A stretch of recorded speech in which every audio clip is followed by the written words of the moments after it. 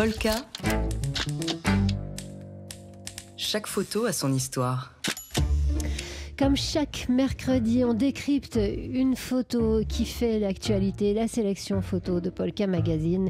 Et aujourd'hui, c'est avec vous, Léonore Maté.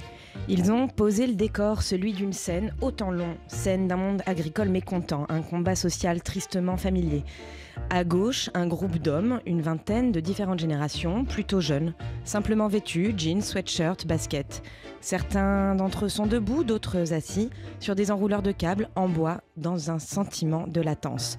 Au centre de l'image, un imposant tas de palettes superposées en un barrage symbolique qui alimente le feu de leur résistance et leur permet de tenir en longueur ce début de mobilisation.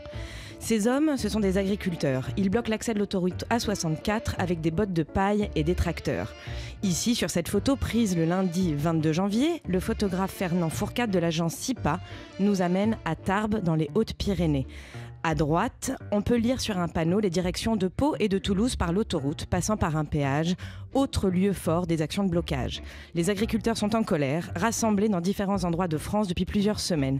Ils manifestent au sujet de leurs conditions de travail devenues trop difficiles, de charges énergétiques trop élevées et attendent des mesures concrètes de la part du gouvernement.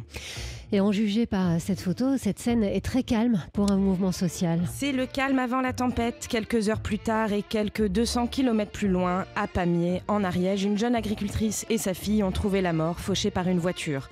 Ce tragique événement endeuille à nouveau le monde rural, déjà très plombé par cette crise profonde. Crise qui s'étend au reste de l'Europe. Le mouvement avait commencé en début d'année en Allemagne, pays qui craignait alors que ce mouvement social prenne l'ampleur de celui des Gilets jaunes. Car, comme avec les Gilets jaunes, on est dans une société cohérente dans ses colères, très différentes de celles des villes.